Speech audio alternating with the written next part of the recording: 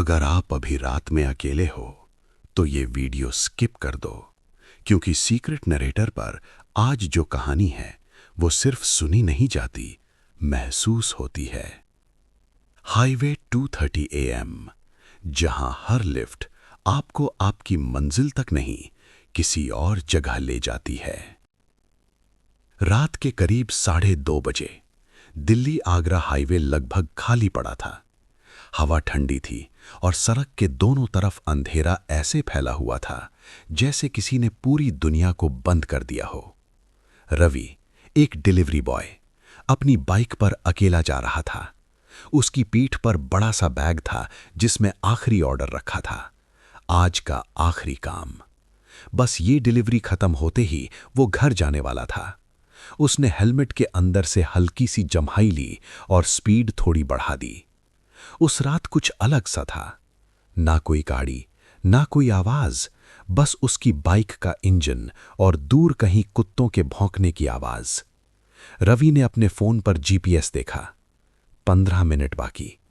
उसने मन ही मन सोचा, बस जल्दी खत्म हो जाए, आज बहुत थक गया हूं। लेकिन जैसे ही उसने सिर उठाया, उसकी नजर सड़क के किनारे पड़ी। वहां एक लड़की खड़ी थी। रवि ने हल्का सा ब्रेक दबाया। लड़की सफेद सूट में थी, बाल खुले हुए, चेहरा साफ दिखाई नहीं दे रहा था क्योंकि स्ट्रीट लाइट वहां काम नहीं कर रही थी। वो बस खड़ी थी, बिल्कुल स्थिर। रवि का दिल थोड़ा तेज धड़कने लगा। इतनी रात को यहां। उसने बाइक धीमी कर दी। जैसे ही वो पास पहुंचा, लड़की ने धीरे से हाथ उठाया, लिफ्ट के लिए इशारा। रवि कुछ सेकंड के लिए रुका, दे दूं या निकल जाऊं? उसके दिमाग में कई ख्याल आए, लेकिन फिर उसने सोचा, अगर सच में किसी को जरूरत हो तो? उसने बाइक साइड में रोकी। कहां जाना है? उसने हेलमेट उतारते हुए पूछा। लड़की कुछ नहीं बोली, बस धीरे से आगे बढ़ी और पीछे बैठ गई। रवि थोड़ा असहज हुआ। मैडम, कहां जाना है? उसने फिर पूछा। कोई जवाब नहीं, बस सन्नाटा। रवि ने गला साफ किया और बाइक स्टार्ट कर दी। शायद डरी हुई है, उसने खुद को समझाया। हवा अब और ठंडी लगने लगी थी। कुछ सेकंड बाद रवि ने रियर व्यू मिरर में देखा। लड़की का चेहरा अभी भी साफ नहीं दिख रहा था। उसके बाल चेहरे पर आ रहे थे और वो बिल्कुल सीधी बैठी थी, बिना हिले, बिना बोले। रवि ने फिर पूछा, मैडम, आप बताओगी नहीं कहां जाना है?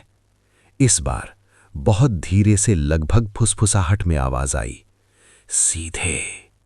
रवि के हाथों में हल्का सा कंपकंपी आ गई। आवाज बहुत अजीब थी, जैसे बहुत दूर से आ रही हो। उसने कुछ नहीं कहा, बस बाइक चलाता रहा। हाईवे और भी सुनसान होता जा रहा था। जीपीएस अचानक से बीप करने लगा। रवि ने नजर डाली। स्क्रीन पर लिखा था, कॉशन, एक्सीडेंट जोन अहेड। उसने भौहें सिकोड़ लीं। ये पहले क्यों नहीं दिखा? उसने स्पीड थोड़ी कम कर दी। पीछे बैठी लड़की अब भी चुप थी। रवि को अजीब सा महसूस होने लगा, जैसे कोई उसे देख रहा हो, लेकिन वो जानता था पीछे तो वही लड़की है। उसने फिर मिरर में देखा। इस बार उसे कुछ अजीब लगा। लड़की का सिर थोड़ा झुका हुआ था और उसके बालों के बीच से कुछ काला, जैसे खून के निशान दिखाई दे रहे थे। रवि का दिल जोर से धड़कने लगा। मैडम, आप ठीक हो? उसने डरते हुए पूछा। कोई जवाब नहीं, बस सन्नाटा। हवा अब और ठंडी हो गई थी, इतनी ठंडी कि रवि के हाथ सुन्न होने लगे थे। उसने बाइक रोकने का सोचा, लेकिन तभी पीछे से फिर वही आवाज आई, मत रोको।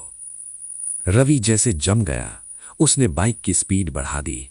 जीपीएस अब बार बार बीप कर रहा था, एक्सीडेंट जोन, एक्सीडेंट जोन।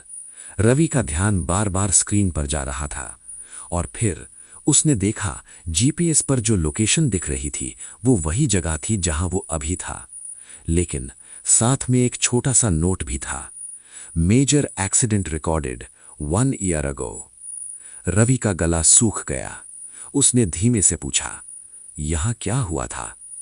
कोई जवाब नहीं, बस पीछे से हल्की सी हंसी की आवाज आई, बहुत धीमी लेकिन बहुत डरावनी।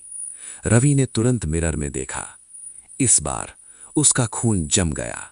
लड़की का चेहरा अब साफ दिख रहा था, आंखें पूरी तरह काली, चेहरे पर चोट के निशान और होठों के पास सूखा हुआ खून। वो उसे देख रही थी, सीधे उसकी आंखों में। रवि की सांसें तेज हो गईं। ये क्या है? उसके मुंह से खुद ब खुद निकला।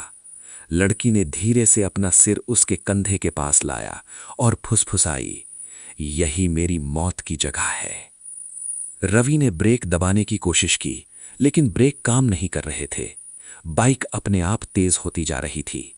जीपीएस स्क्रीन पर अब सिर्फ एक ही शब्द फ्लैश हो रहा था, स्टॉप। लेकिन बाइक रुक नहीं रही थी। रवि ने घबराकर पीछे मुड़कर देखा और लड़की गायब थी। सीट खाली थी, लेकिन ठंड अब भी वहीं थी और उसके गर्दन के पास किसी की सांसें अब भी महसूस हो रही थीं। रवि ने चीखने की कोशिश की, लेकिन आवाज नहीं निकली। अचानक बाइक अपने आप रुक गई, एकदम से, सड़क के बिल्कुल बीच में। सब कुछ शांत हो गया। रवि ने धीरे धीरे सिर उठाया, चारों तरफ देखा, कोई नहीं, सिर्फ अंधेरा और दूर एक टूटा हुआ गार्ड रेल। वो धीरे धीरे बाइक से उतरा, उसके पैर कांप रहे थे।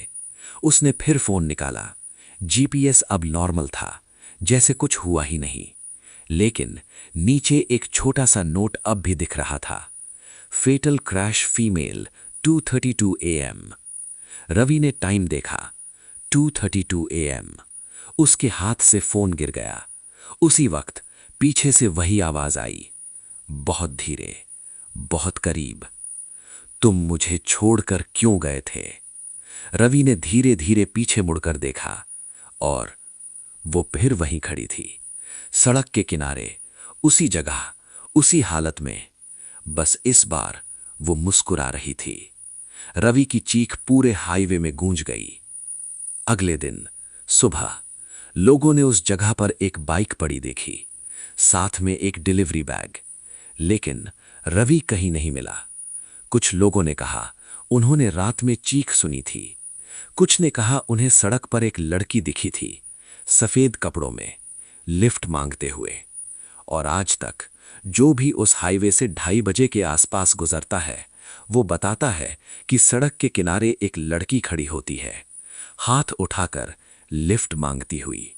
और अगर कोई रुक जाए तो वो बस एक ही शब्द कहती है, सीधे। और फिर कभी भी वो सफर सीधा खत्म नहीं होता, क्योंकि जीपीएस आज भी उस जगह को एक्सीडेंट जोन ही दिखाता है। और रवि उस रात के बाद कभी घर नहीं पहुंचा। कहते हैं अब कभी कभी वो भी वहीं दिखता है, अपनी बाइक के साथ, किसी और का इंतजार करते हुए, 2:30 AM पर, हाईवे के किनारे, खामोश। और ठंडी हवा में अब 2 परछाइयां खड़ी होती हैं, एक लिफ्ट मांगती हुई और दूसरी किसी को लिफ्ट देने के लिए मजबूर।